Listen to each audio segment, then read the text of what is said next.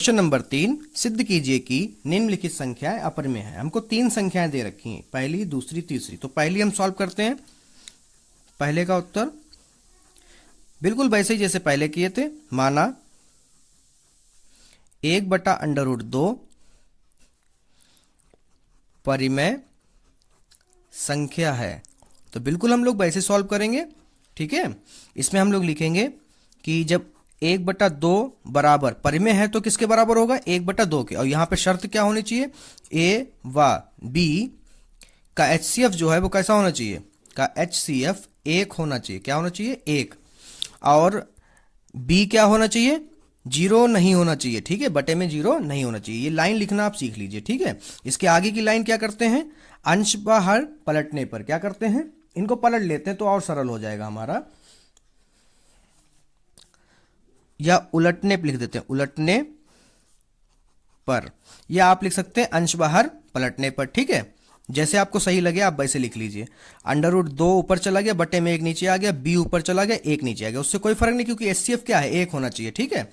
अब कंशी गुणा करा लीजिए तो √2a बराबर, माफ करिए यहां पर गलत हो गया, √2a बराबर b। दोनों पक्षों क्या कर देते हैं? वर्ग कर देते हैं।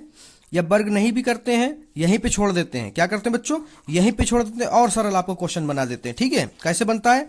√2 बराबर b/1, क्योंकि बटे में 1 लिखा नहीं जाता और हम जानते हैं कि अंडर कोई भी संख्या होगी, कैसी संख्या होगी? अपरिमेय संख्या होगी, ठीक है। लीजिए यहीं खत्म कर देते हैं। यहां पे लिखते हैं अतः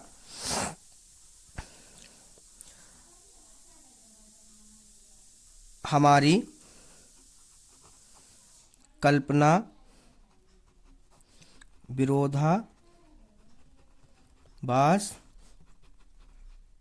प्रकट हुई, ठीक है, प्रकट हुई।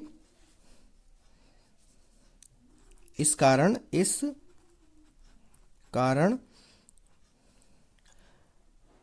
1/2 एक अपरिमेय संख्या होगी, ठीक है बच्चों। लीजिए इतना सरल हो गया ऐसा क्वेश्चन, ठीक है बच्चों। अब इसका अगला पार्ट है, वो भी यहीं समझा देते हैं आपको।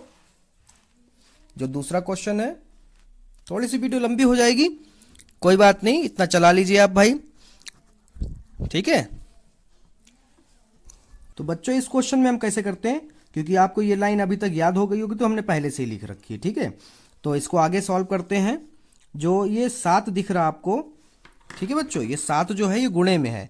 तो नियम के हिसाब से हमें अगर आसान बनाना है तो अंडर खाली कोई भी संख्या होगी, एक तरफ हमें अंडर की रोकनी, सिर्फ और सिर्फ अंडर की।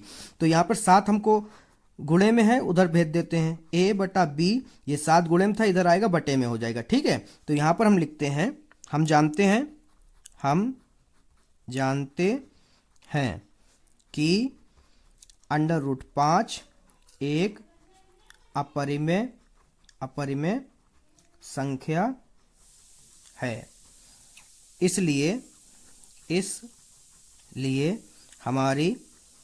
हमारी कल्पना विरोधाभास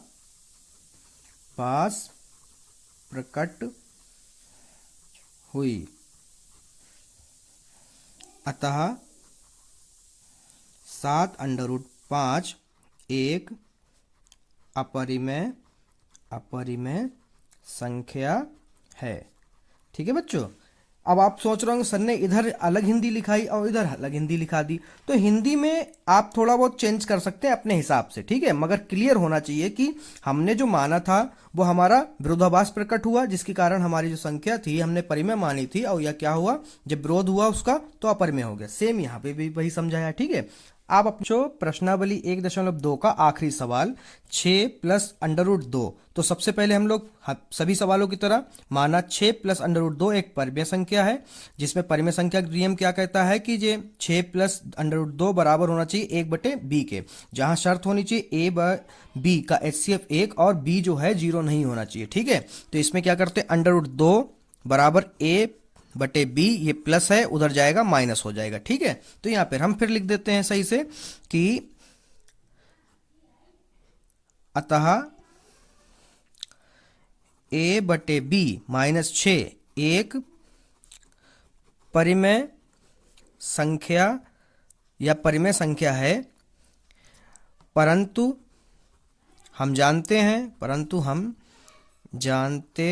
हैं कि √2 एक अपरिमेय संख्या है।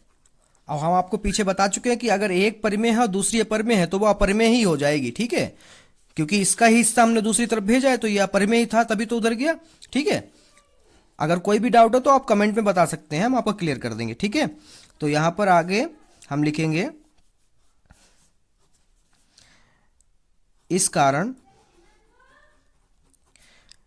6 + √2 एक अपरिमेय संख्या है, ठीक है बच्चों।